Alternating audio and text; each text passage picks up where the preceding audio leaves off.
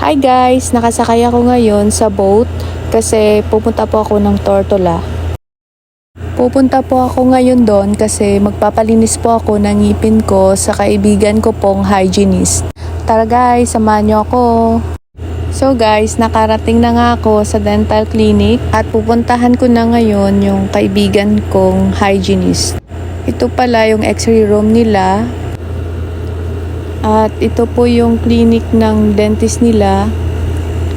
At dito po yung clinic ng kaibigan kong hygienist. Yan po yung sterilization.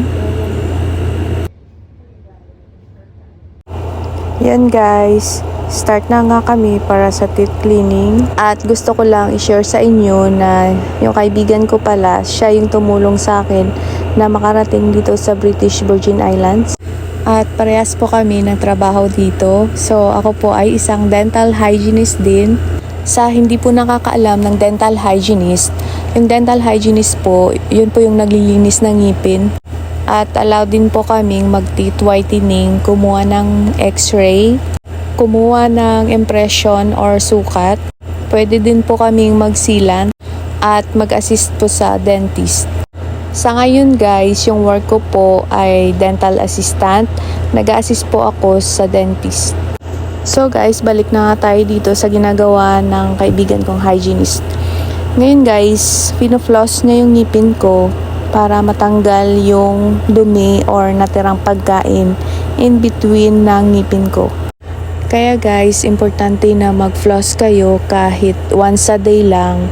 Dahil pag nag-toothbrush lang kayo, hindi po natatanggal yung mga dumi or mga nakasingit doon sa ngipin natin.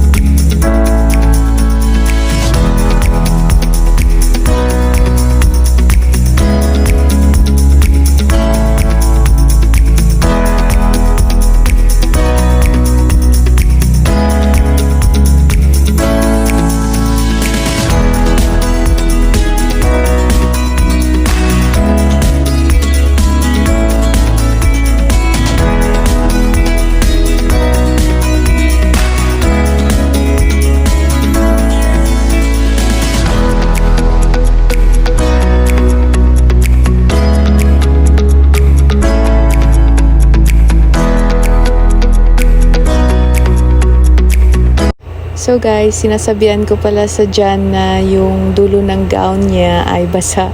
At guys, tapos niya na pala akong i-floss. So yung next na gagawin niya ay scaling. Tinatanggal niya po yung mga tartar or plaque sa ngipin ko.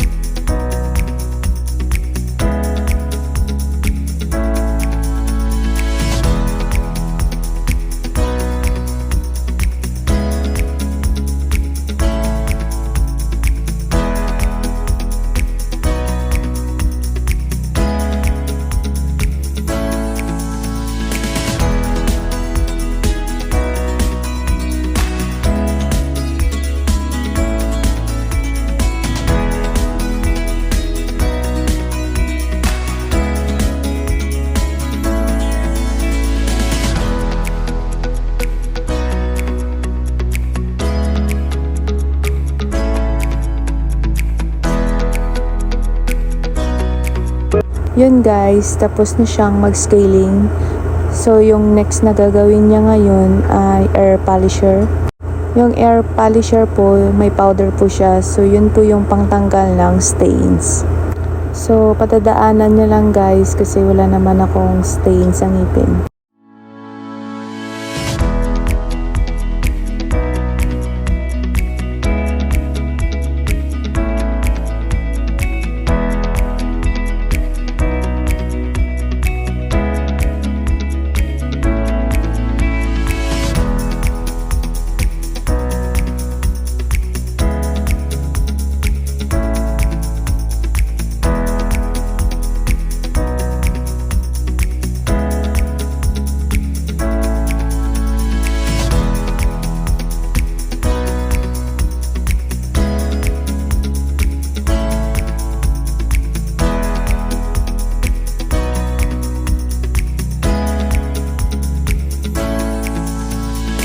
So guys, tapos na siya. So yung next na gagawin niya ay ipapolish niya ako with toothpaste. So yun na po yung last na gagawin niya.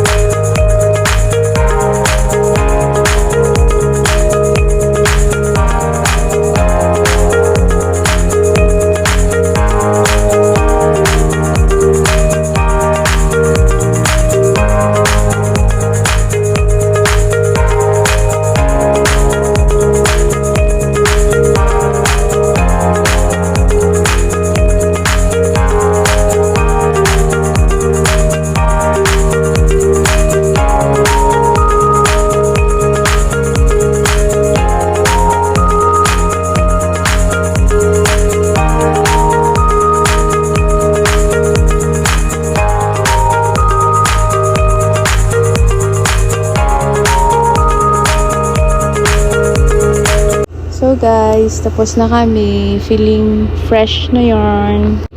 At magmumumog na nga po ako para matanggal yung mga toothpaste sa ngipin ko.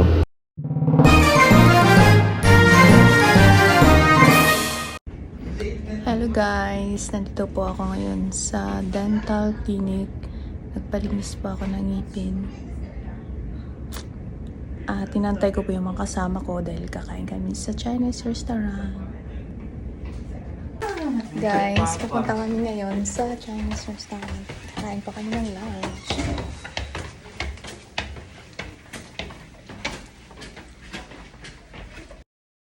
Yun guys, palabas na kami ng clinic at lalakarin lang namin papuntang Chinese restaurant.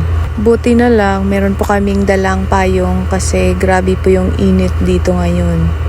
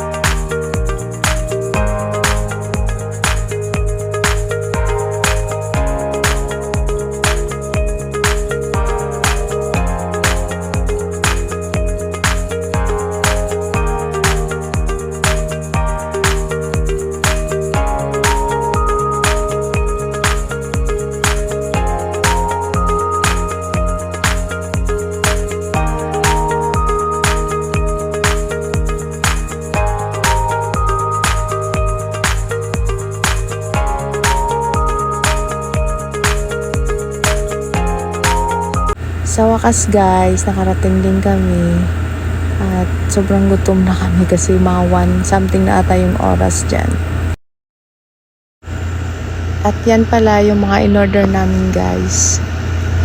Kain po tayo.